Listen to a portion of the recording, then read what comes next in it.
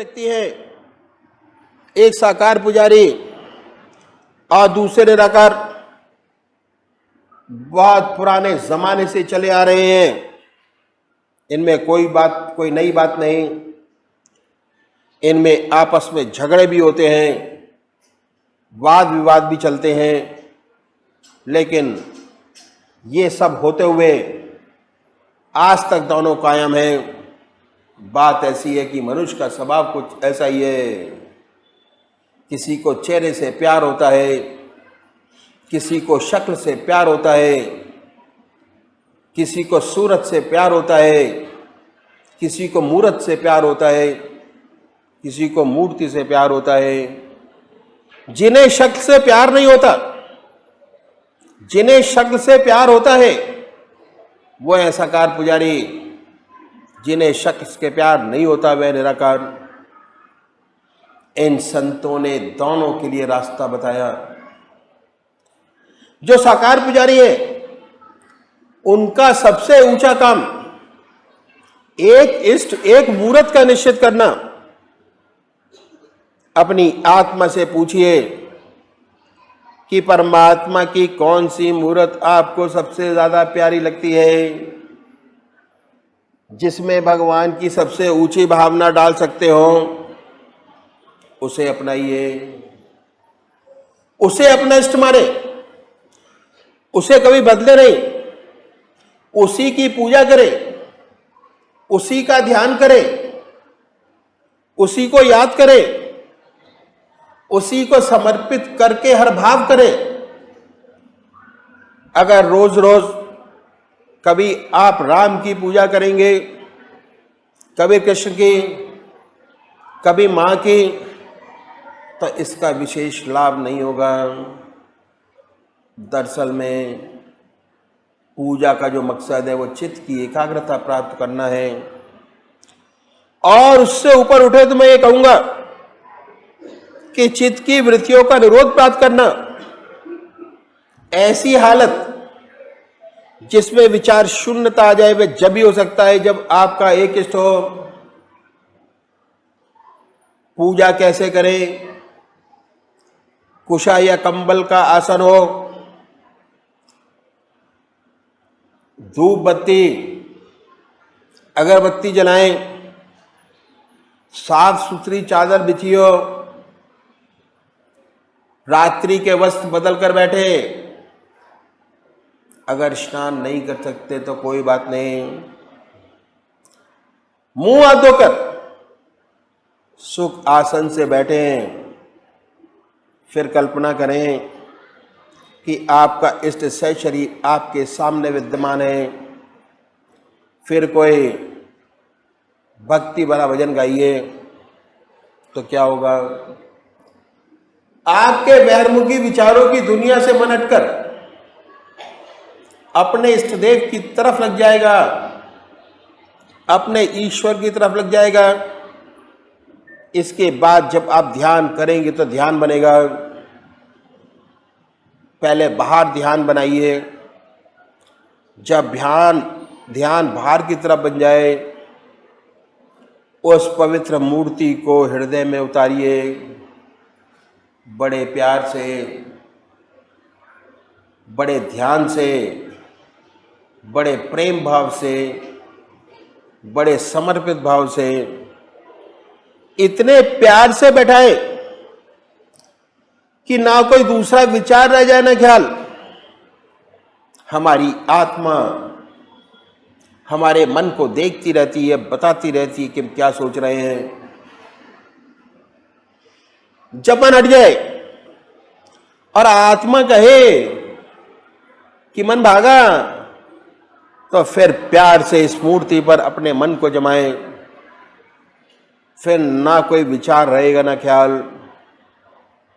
जब चेतन अवस्था में लौटेंगे, उसी के ध्यान में लौटेंगे, उस समय आपको बड़ी सुंदर अनुभूति होगी कि आपका हृदय मस्तिष्क आनंद से भर गया। जितना मस्तिष्क पर भार था वो हल्का हो गया। यह है पूजा का तरीका जो इन संत महात्माओं ने बताया साकार पुजारियों के लिए। अगर ऐसे पूजा करेंगे उसका विशेष लाभ होगा। चित्त की एकाग्रता प्राप्त होगी, सुषुप्ति की अवस्था प्राप्त होगी और सुषुप्ति से सहज समाधि में प्रवेश कर जाएंगे। दूसरे वो भाई हैं जो निराकार भगवान के उपासक हैं, परमात्मा की मूर्ति को नहीं मानते, वे भगवान के नाम को पकड़े और उस नाम को चुने जो उनकी आत्मा को सबसे प्यारा लगता है। कोई ना कोई नाम से तो याद करते ही होंगे। हिंदू भाई ओम नाम, मुसलमान भाई अल्लाह, सिख भाई वागुरु, क्रिश्चियन भाई क्राइस्ट या गॉड, जो आपकी आत्मा को अच्छा लगे, जिस राह पे आप चलना चाहें चुन सकते हैं। जो नाम आपकी आत्मा को प्यारा लगे उसी को पकड़े। फिर आसन तो वही है, सुख आसन से पलौती लगाकर बैठे, या जो आसन सबसे ज्यादा आपको अच्छा लगता है उस आसन पे विराजिए और हृदय की तरफ निगाह रखिए,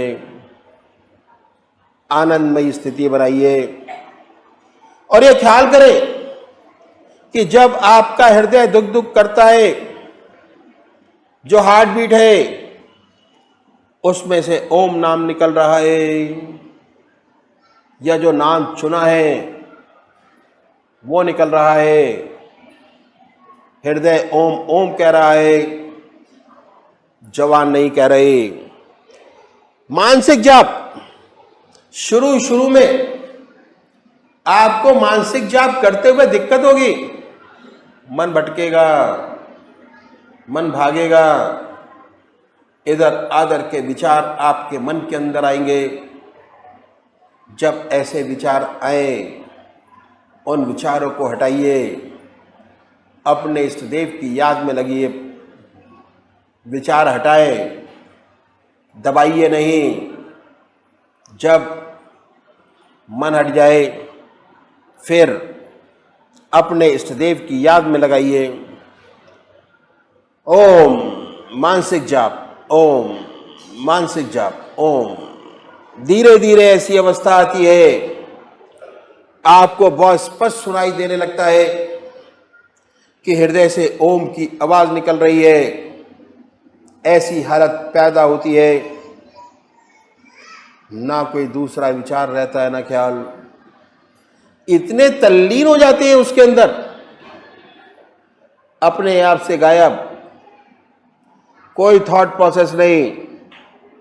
उसके बाद जब चेतन अवस्था में आते हैं वही नाम सुनते होते हैं और ऐसा एहसास होता है बड़े आनंद का कि हमारा मस्तिष्क अनुपम आनंद से भर गया, बड़ी शांति मिली। तो इन संतों ने तरीका पूजा का बतलाया। अगर ऐसे पूजा करेंगे विशेष लाभ होगा।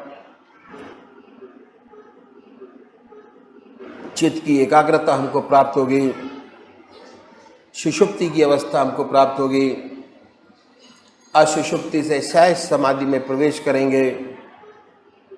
उसके बाद आत्मा और परमात्मा का अनुभव होने लगेगा और एक दिन ऐसा आएगा कि बड़े आराम से उसमें एकाकार हो जाएंगे, ज्योति से ज्योति मिल जाएगी।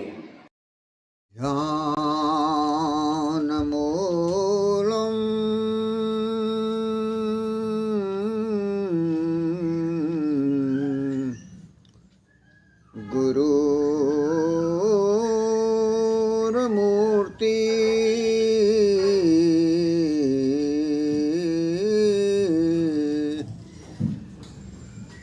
पूजा मूलम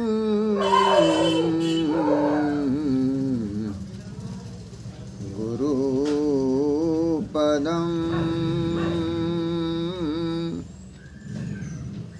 मंत्रमूलम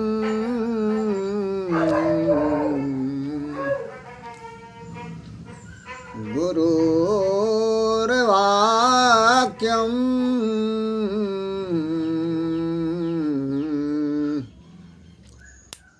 मोक्षमूलम् गुरु कृपा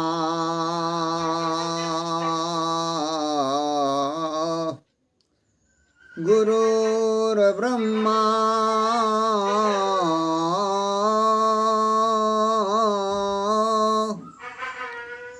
गुरुर्विष्णु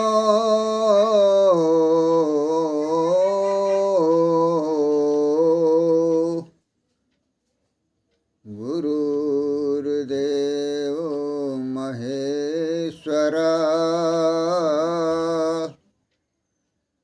गुरु साक्षात् परब्रह्म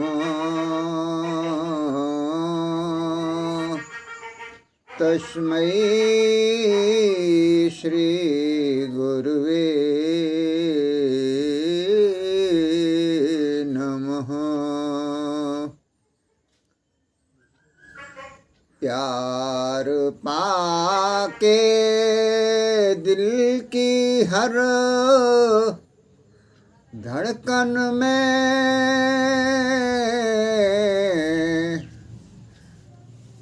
प्यार पाके दिल की हर धड़कन में शामिल आप हैं। प्यार बन कर दिल की हर धड़कन में शामिल आप हैं। ये कह रहा दिल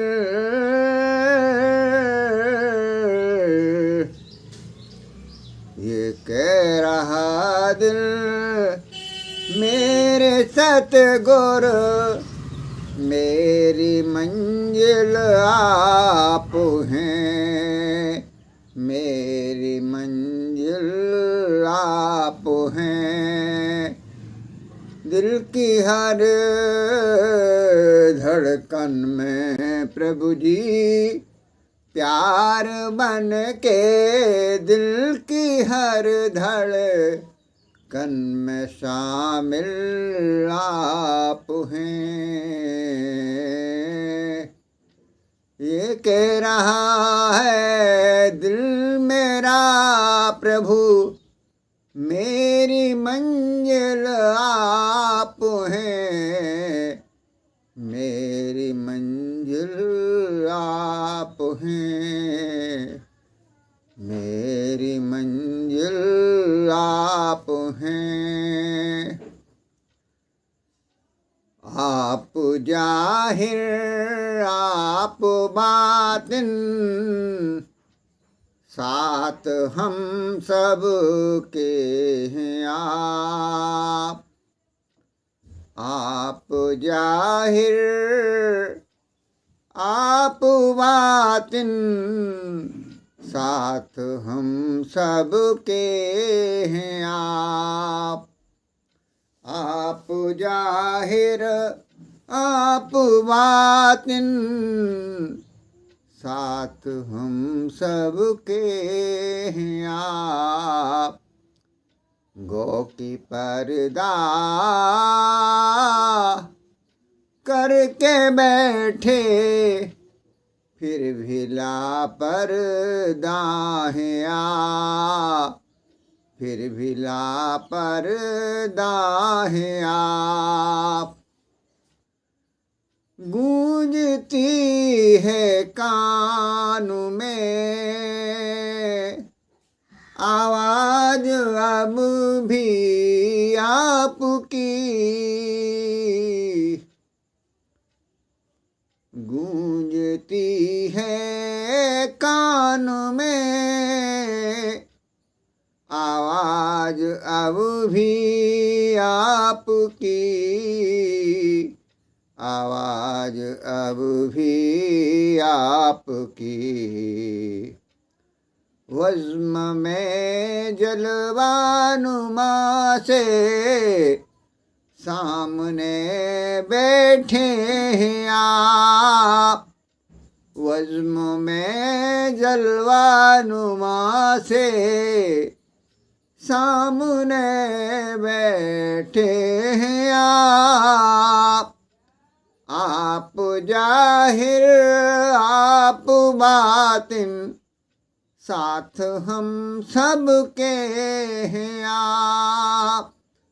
गो की पर्दा करके बैठे, फिर भी लापर्दा हैं आप, फिर भी लापर्दा हैं आप।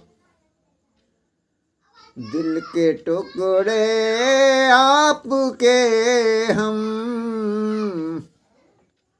आप कहते थे हुजूर। दिल के टुकड़े आपके हम, आप कहते थे हुजूर। फेर कर फिर मुँह यूं हमसे कैसे जा सकते हैं आप, कैसे जा सकते हैं आप। आप जाहिर आप बातिन, साथ हम सब के हैं आप, साथ हम सब के हैं आप। जिस्म तक महदूद जब थे, फासले मुमकिन भी थे,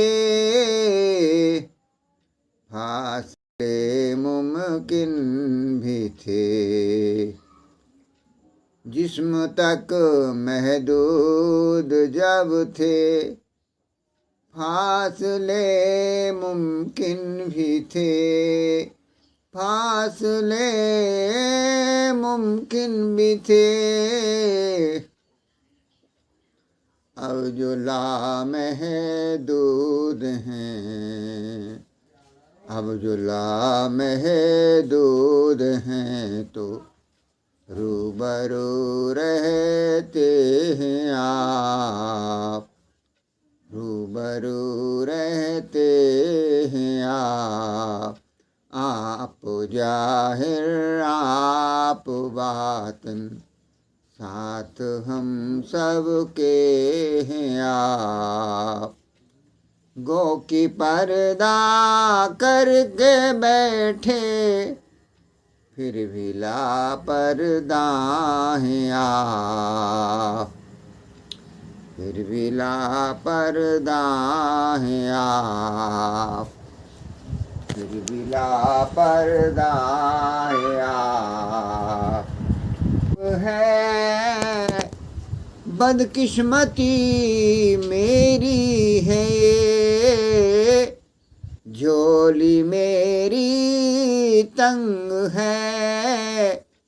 बदकिस्मती मेरी है ये, बांटते हर से सभी को, बांटते हर से सभी को, वे सब देते हैं आप जाहिर आप बातिन, साथ हम सब के हैं आप।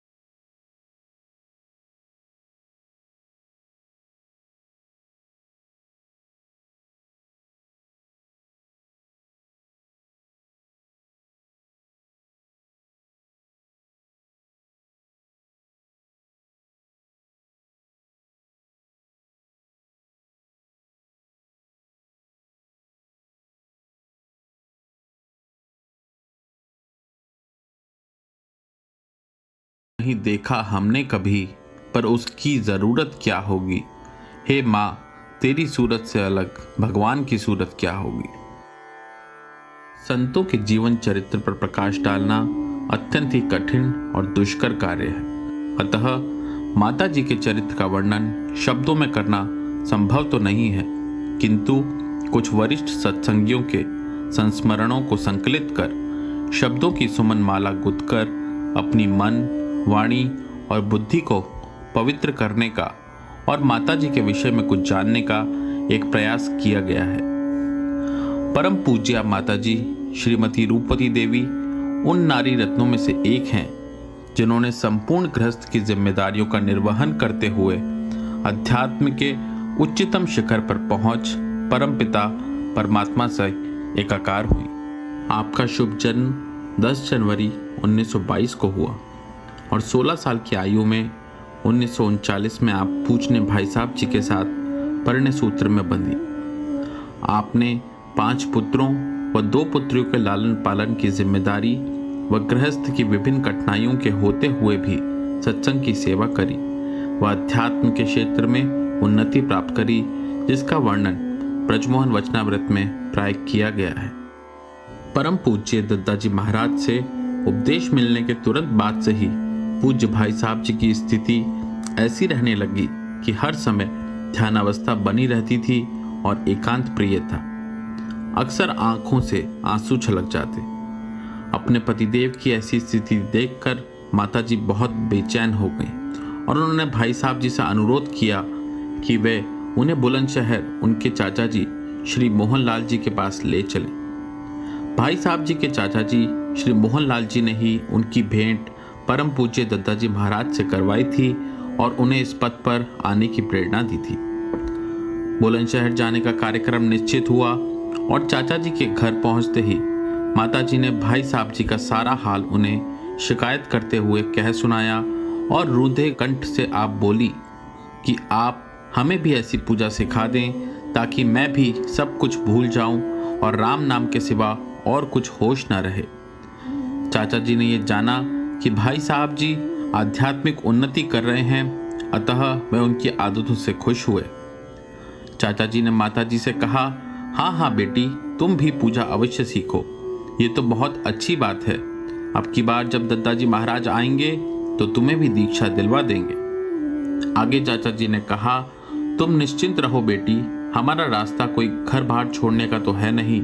हमारे गुरु महाराज के भी लड़के लड़कियां घर बार सब हैं, गृहस्थ के सारे काम देखते हैं और बावजूद इसके आज अध्यात्म मार्ग में बड़े बड़े सन्यासी उनके सानी नहीं हैं। स्त्री और पुरुष रथ के 2 पहियों के समान होते हैं। जब दोनों पहिए ठीक होते हैं तभी रथ अच्छे से चलता है।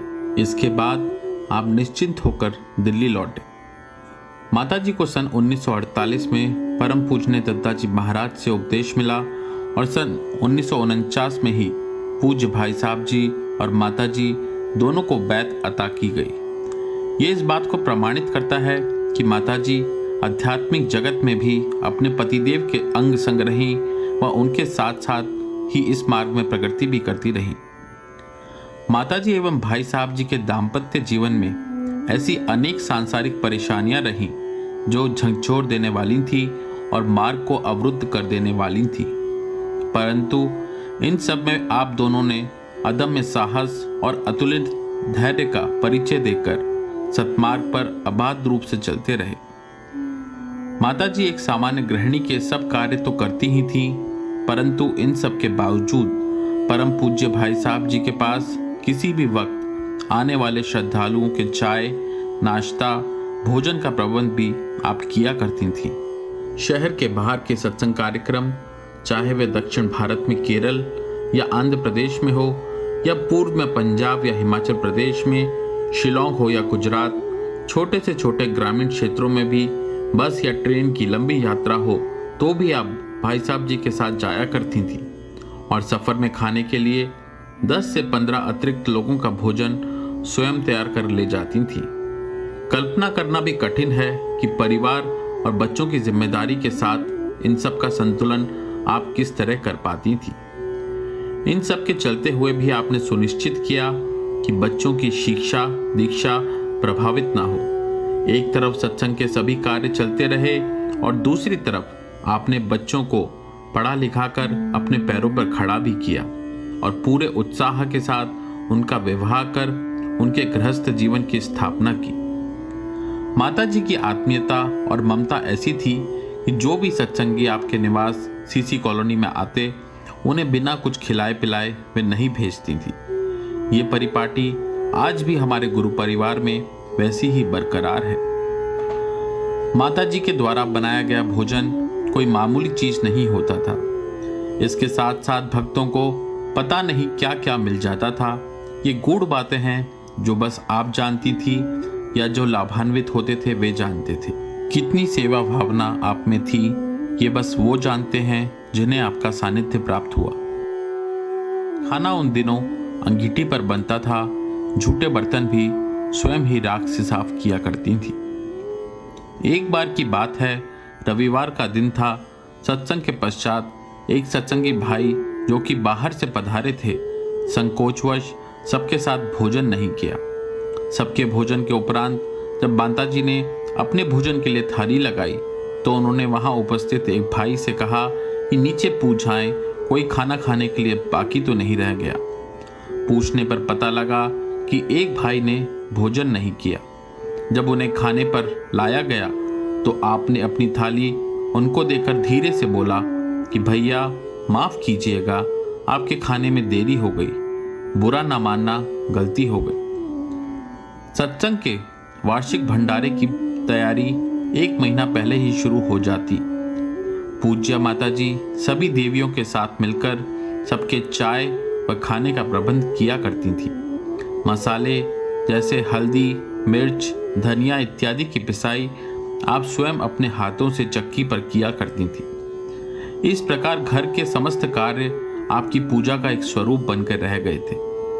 जिस प्रेम व श्रद्धा से आपने सत्संग और सत्संगियों के आतिथ्य कार्य को आपने आजीवन संपन्न किया, वो हमारे व हमारी आने वाली पीढ़ियों के लिए एक अद्भुत उदाहरण रहे। एक बार सत्संग में माता जी के पास बैठी एक बुजुर्ग महिला बार बार इस बात पर जोर दे रही थी कि पहले मैं नहाती हूँ और उसके बाद ही कुछ खाती पीती हूँ या कुछ और करती हूँ। जब कई बार ऐसा कहा तो माता जी ने फरमाया कि नहाती तो मैं भी रोज हूँ, लेकिन सभी घर के सदस्यों और बाहर से आए हुए सत्संगियों के चाय नाश्ता खाना बनाने व खिलाने के बाद ही। इस तरह उन्होंने सेवा कार्य को ही अपनी पूजा बना लिया था। पूज्य भाई साहब जी इस बात को बहुधा कहा करते थे। ये तो सत्य है कि सत्संग को जोड़ने का काम मूलतः माता जी ने ही किया है। सत्संग का स्वरूप जो आप देख रहे हैं माता जी की त्याग तपस्या की ही बदौलत है। मैं तो सत्संग में आंखें मूंद कर बैठ जाता हूँ। यदि माता जी आपके खाने पीने का प्रबंध ना करती तो कोई भी इस तरह सत्संग में आ जा नहीं सकता था। ये कार्य एक दिन का नहीं अपितु सप्ताह के 7 दिन और वर्ष के 365 दिन अनवरत रूप से चलता रहा है। जीवन पर्यंत अबाध गति से यही कर्म रहा है। पूज्य माता जी की त्याग तपस्या और कर्म योग के विषय में कुछ भी कहना सूर्य के समक्ष दीपक दिखाने के समान है।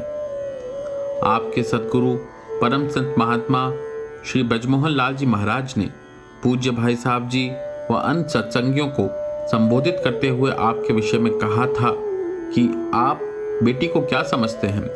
इन्होंने जाने अनजाने में अध्यात्म की वो स्थिति प्राप्त कर ली है जो बड़े से बड़े योगियों को भी दुर्लभ है। हाँ, इनके जुबान नहीं है। माता जी बहुत कम बोला करती थी। आप बोलती बहुत कम थी, लेकिन आपकी वाणी में ऐसा ओज एवं तेज था जो सीधा हृदय को छू लेता था। उनकी आत्मिक और मानसिक धारा इतनी प्रबल और प्रखर थी कि जैसा वह बोलती थी, जैसा सोचती थी, वही होता था, चाहे माध्यम कोई भी हो। पूज्य माता जी से कम बोलने के कारण कई भाई बहनों को यह असंतोष रहता था कि माता जी से ठीक से बात नहीं हो पाती है। पूज्य माता जी से जब इस बात का जिक्र किया गया तो माता जी ने फरमाया कि भैया सबको देखती हूँ और सबकी सब कुछ सुनती हूँ, सब पर मेरा पूरा पूरा आशीर्वाद है। हाँ, मैं बोलती नहीं, मैं कभी भी ज़्यादा नहीं बोली हूँ। मेरी माँ भी बहुत कम बोलती थी। पूज्य सद्गुरुदेव जी फरमाया करते थे कि जीवन में अध्यात्म केवल सुबह शाम आंखें बंद करने से ही नहीं आता, जब तक ये व्यवहार में ना उतर जाए। पूज्या माता जी इसका जीवंत उदाहरण थी। एक सत्संगी भाई ने संस्मरण में बताया है कि एक बार वो माह के प्रथम रविवार को सत्संग में न बैठकर स्कूल में मीटिंग कर रहे थे। 2 बज गए। जल्दी जल्दी मीटिंग खत्म कर प्रसाद देने के लिए पंडाल में आए। प्रसाद वितरण समाप्त हो चुका था। लोग पूज्या माता जी को प्रणाम कर रहे थे। वो जैसे ही माता जी को प्रणाम करने के लिए झुके, माता जी ने दूर से ही कहा, भैया तुम सत्संग में नहीं आए, सत्संग के समय सत्संग में आया करो, मीटिंग वगैरह बाद में कर लिया करो। सत्संग आपके जीवन की प्राथमिकता थी। काबिले गौर ये भी है कि उनकी संरक्षक सूझबूझ काफी दूरदर्शी थी। एक बार सन 1976 में पूज्य भाई साहब जी जब सरकारी सेवा से सेवानिवृत्त हुए तो उनको अच्छे वेतन पर विदेश जाने का प्रस्ताव मिला। जब माता जी से पूछा गया तो उन्होंने कहा, और सब तो ठीक है लेकिन सत्संग बिखर जाएगा। पूज्य भाई साहब जी को यह सुनकर बहुत हर्ष हुआ और वो बोले कि मैं भी यही चाहता था, बस तुम्हारे मुंह से सुनना चाहता था। परम पूज्य भाई साहब जी कहा करते थे कि गृहस्थ आश्रम में पति व पत्नी गाड़ी के 2 पहियों के समान। अगर दोनों पहिए ठीक प्रकार चलते हैं तो जीवन का हर पहलू सुंदर और सुगठित बनता चला जाता है। आज परम पूज्य भाई साहब जी व पूज्य माता जी के सम्मिलित और अनवरत प्रयासों के चलते ही अखिल भारतीय संतमत सत्संग का ये स्वरूप दृष्टिगोचर हो रहा है। पूज्यपाद सुरेश भैया जी के शब्दों में माता जी के व्यक्तित्व का निर्माण 3 प्रमुख उपदानों सेवा, त्याग और समर्पण से हुआ है, जो कि उनका जीवन दर्शन बनकर रह गया था। वस्तुतः वह सेवा, त्याग और समर्पण की साक्षात प्रतिरूप थी। कल्याणमयी माता जी के जीवन में जो मुख्य बात दृष्टिगोचर होती है वो है एक मौन आध्यात्मिक साधना की। मुखर साधना से मौन साधना कहीं अधिक धारदार एवं तेजोमय होती है। परम पूज्य भाई साहब जी का पूर्वादेश था कि समाधि के उपरांत देश की 18 नदियों में उनका अस्थि कलश प्रभावित किया जाए। वरिष्ठ सत्संगियों ने पूज्य सुरेश भैया जी द्वारा ये सुकर्म संपादित कराने का निश्चय किया। पूज्य माता जी ने इस बात पर ऐतराज जाहिर करते हुए कहा कि भाई साहब जी समस्त सत्संगियों को अपनी संतान मानते थे और कोई भी अपेक्षित उत्तरदायित्वशील ये सुकर्म करने में पूर्ण अधिकारी हैं। सुकार्य वे ही संपादित करेंगे। सबने सहर्ष यही अनुपालित भी किया। अनेक ऐसे किस्से हैं जो दर्शाते हैं कि माता जी ने हर एक सत्संगी को अपनी संतान के समान प्रेम किया। पूज्य भाई साहब जी द्वारा संस्थापित अखिल भारतीय संतमत सत्संग के वर्तमान स्वरूप के विषय में माता जी के बिना कल्पना भी नहीं की जा सकती। ये कहना अतिशयोक्ति न होगी कि पूज्य माता जी ने भी पूज्य भाई साहब जी की तरह यही चाहा कि जो भी सत्संग से जुड़े या जुड़ रहे हैं उन्हें अपना सर्वश्रेष्ठ दें और दिया भी। पूज्य सद्गुरुदेव जी एवं माता जी का संपूर्ण जीवन एक जलते हुए दीपक के समान है, जो सानिध्य में आए हुए साधकों और श्रद्धालुओं के जीवन को प्रज्वलित करता रहा है और भविष्य में भी करता रहेगा। पूज्यपाद सद्गुरुदेव जी के धराधाम से पर्दा कर लेने के बाद अखिल भारतीय संतमत सत्संग के संरक्षण, संचालन, उत्प्रेरण, प्रोत्साहन एवं परिरक्षण की पूर्ण जिम्मेदारी पूजनीय माता जी को ही संभालनी थी। माता जी ने पूज्यपाद द्वारा सौंपे गए दायित्वों का पूर्णतः निर्वहन किया और आगामी पीढ़ी के लिए सत्संग को निर्बाध रूप से प्रगतिशील बने रहने हेतु पूजनीय सुरेश भैया जी को आत्मिक एवं आध्यात्मिक संपोषण दिया। सत्संग का पूरा कार्यभार पूज्य भाई साहब जी ने अपने रहते हुए ही पूज्य सुरेश भैया जी को सौंप दिया था। वह पूज्य सुरेश भैया जी भी सारी सत्संग की गतिविधियां पूर्ण रूपेण भाई साहब जी के संरक्षण में शुरू से करते रहे। सन 1996 में सुरेश भैया जी का स्थानांतरण रायबरेली से दिल्ली हो गया था, जो कि लगभग असंभव ही था। दिल्ली स्थानांतरण होने के बाद कोई भी सत्संग की गतिविधियां एवं कार्यक्रम होते तो पूज्य भाई साहब जी यही फरमाते कि सुरेश भाई से पूछें, वे जो कहें बेझिझक कर डालें। परम पूज्य भाई साहब जी के समाधि लेने के पश्चात एक वरिष्ठ सत्संगी को पूज्या माता जी ने फरमाया कि अगर सुरेश भैया यहाँ ना होते तो बड़े भैया का रुख देखते हुए सत्संग का पूर्ण सहयोग देने में मैं असमर्थ रहती और परम पूज्य भाई साहब जी के इस मिशन में सहयोग न कर पाती। अपने अंतिम समय में शरीर त्यागने से आधा घंटा पहले ही आपने पूज्य सुरेश भैया जी को अपने कक्ष में अपने पास बुलाया और विशेष ममता से आप उनसे मिली। आपने अपने तकिए के नीचे से कुछ अदृश्य वस्तु निकालकर भैया जी के हाथ में रखी और उन्हें मुट्ठी बंद करने को कहा और कहा, अब सब कुछ तुम्हें ही संभालना है। मानो आपने अपनी संपूर्ण आध्यात्मिक दौलत पूज्य सुरेश भैया जी को सौंप दी। माता जी में भाई साहब जी की आत्मिक धारा पूर्णतः समाहित थी और उसी आत्मिक एवं आध्यात्मिक धारा को उन्होंने पूज्य सुरेश भैया जी में समाहित संचारित कर उन्हें पूर्ण महात्मा परम संत बना दिया, जो कि वर्तमान में अखिल भारतीय सतमत सत्संग के संरक्षक हैं। ये सुरेश भैया जी की दृढ़ निष्ठा ही है कि आज अखिल भारतीय सतमत सत्संग दिन प्रतिदिन प्रगति के स्तर पर है। अंततः आपसे निवेदन है कि हे मातेश्वरी, हे करुणामयी, आज आप शारीरिक रूप में हमारे बीच नहीं हैं, फिर भी आपका सूक्ष्म शरीर, आपका कारण शरीर हम सभी को सदा अनुप्राणित करता रहेगा और आप दूर रहकर भी सदा हमारे साथ रहेंगे, ऐसा हमारा अटल विश्वास है।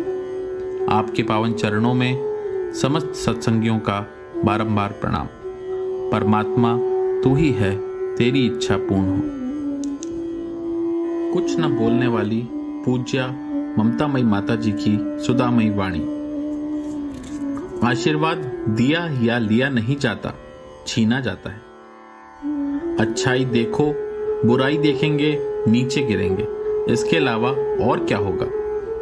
सत्संग जरूर करते व कराते रहना चाहिए, इससे बढ़कर दुनिया में कोई अच्छी चीज नहीं है। सत्संग में जब भी मौका लगे अवश्य जाना चाहिए। जब जहां कोई घर पर आए बड़े ही प्यार से जो बन पड़े खाएं व खिलाएं। क्या क्या खिलाएं ये जरूरी नहीं, प्यार से खिलाएं। ये ना देखें किसे खिला रहे हैं, सबका पेट भगवान का दिया है। जो जहां जाता है पेट तो साथ ही जाता है, तो खाने व खिलाने में संकोच नहीं करना चाहिए। भोजन कराते समय पवित्रता का पूरा ध्यान रखना चाहिए। हाथ धोकर पवित्रता के साथ भोजन अर्पण करें। बच्चे भगवान की देन है, वह भगवान के स्वरूप हैं, उनका पालन पोषण करना हमारा धर्म है। मैं तो रूखा सूखा भोजन कराती हूँ। आप सभी का प्रेम व भाव बड़ा महान है, जो प्रसाद रूप ग्रहण करते हैं। मैं सब कुछ देखती हूँ, बोलती नहीं, ये मेरी माता जी का भी स्वभाव था। न बोलते हुए आप सभी को मेरा पूरा पूरा आशीर्वाद है। मैं घर में कुछ नहीं बोलती हूँ, आखिर भगवान सब जानता है हमारे दिल की बात। जो करेगा अच्छा करेगा। अपनी रोजी रोटी चलती रहे, बाकी जो हो सके करे। अधिक करने व परेशान रहने से कोई फायदा नहीं होता, क्योंकि तृष्णा का कोई अंत नहीं है। सत्संग में जुड़ना व जुड़े रहना एक बात है, और जुड़कर सत्संग का ही होकर रह जाना सबसे बड़ी चीज है।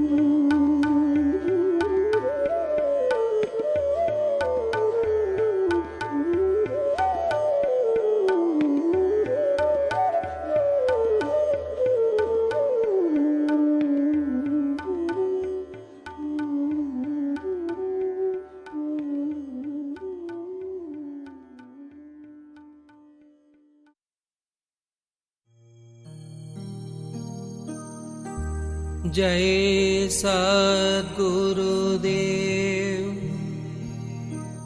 जय पद शरणं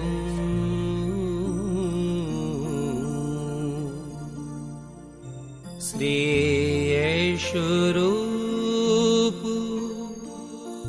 चरणं शरणं जय सद्गुरुदेव जय पद शरणं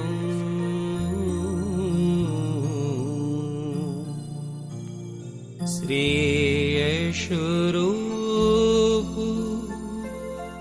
चरणं शरणं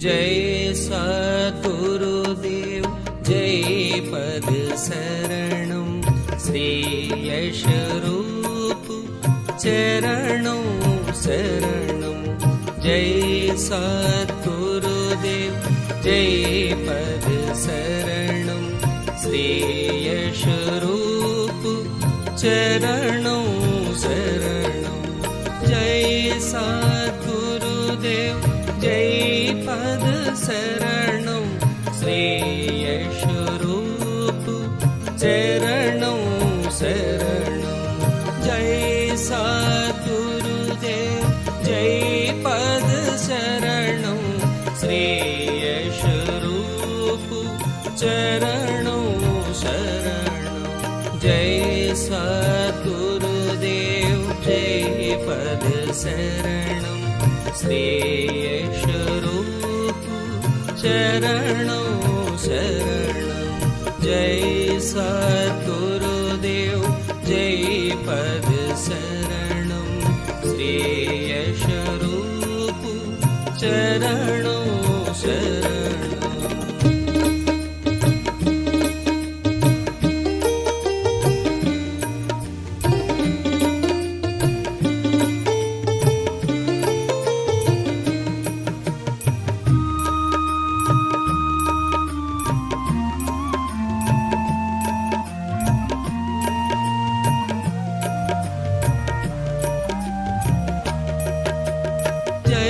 सद्गुरुदेव जय पद शरणं श्री स्वरूप चरणं शरणं जय सद्गुरुदेव जय पद शरणं श्री स्वरूप चरणं शरणं जय सद्गुरुदेव जय पद शरणं श्री स्वरूप चरणं शरणं जय सद्गुरुदेव जय पद शरणं श्री स्वरूप चरणं